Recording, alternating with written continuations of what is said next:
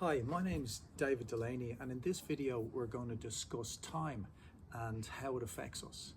And I thought it might be helpful to look at it from three different viewpoints and ask the questions: are we all getting affected by time? Is there a universal feeling that we are becoming time starved? Are there factors that are causing that for all of us? And is there anything we can do about it? So it might be helpful to start by going like, what is time? And we have mechanical time, like a clock, tick, tick, tick. But from a human point of view, we kind of have three ways that we measure time. So the first one is the kind of moment by moment. So there's pulses in the body, like the heart rate or the blood flowing around the body, but there's pulses in the head and neurons that help kind of give us a track of moment by moment time. And then there's also, say, times when we focus or concentrate, and when we get into a flow state, we often think that not as much time has gone by. So we can come out of one of these flow states, look up and suddenly realize, oh my God, I've been doing this for 3 hours, but it only felt like a few minutes. As Einstein was quoted as saying, if you sit next to a beautiful person and chat to them for an hour, it can feel like 10 minutes or a minute even. But if you put your hand on a hot stove for a minute, it can feel like an hour. So we perceive time slightly differently depending on our own psychological states. And then there's memories. So you could go away for even like a day or 2 days. And if you pack a lot of activities into that time, you can actually feel refreshed, like you've been away for longer, because when you look back, there's a lot of memories there. So the first question, is there a more universal idea of being time starved? And I think the answer is yes.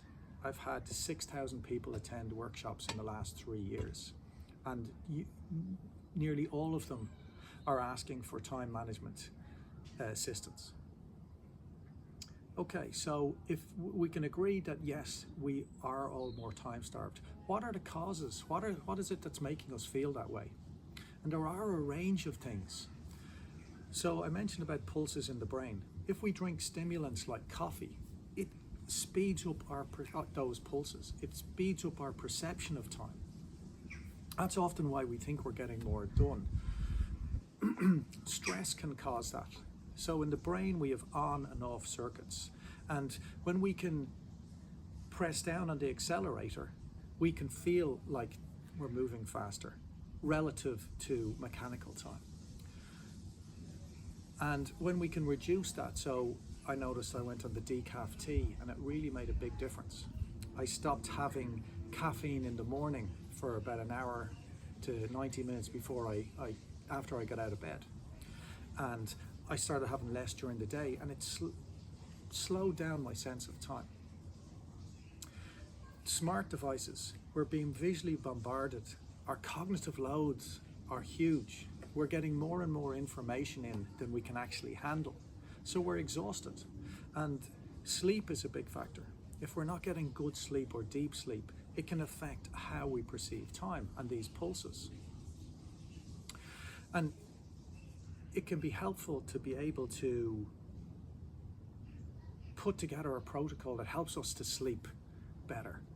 We can do things like not eat too late, not have as much caffeine, get some exercise in. But another key factor that is causing us to feel like we're time starved is actually over breathing. Many of us breathe between 22 to 25,000 times a day. But actually we can halve that by changing how we breathe. We don't need to breathe as much as we do. And when we breathe less, we actually get more blood flow to the brain. And the pulses in the brain, that excitability actually reduces. So if we want to feel that we have more time, all we have to do is maybe do the triangular breathing. In through the nose for 2, out through the nose for 3, and pause for 2. And that pause is vital. That means that in every breath, we're getting a reset of our stress, our space, and our time. So it's breathing in for 2, breathing out for 3, and pausing for 2. Breathing in for 2, breathing out for 3, and pausing for 2. And the great thing about that breathing is we can do it all day, every day. Unlike different yoga, Tai Chi, Qigong, Wim Hof, different types of breathing that you might only do to change a certain state of mind, of being. This breathing, the triangular 2, 3, 2, we can do all day, every day, and it'll actually cause us to breathe about 8.5 times a minute. So you're now only breathing about 12.5 times a day, which is 12,500 times, which is halving the amount you might have been breathing. It also affects our posture. By slightly tucking the chin, releasing the midriff, we can breathe deeper. Diaphragmatic breathing helps slow everything down, releases the stress. And the last tip I'll give you is when you're walking anywhere, if you try and notice something you never noticed before, it helps take us out of our head and connects us with our environment. And even in that process, it helps us to de-stress and slow everything down.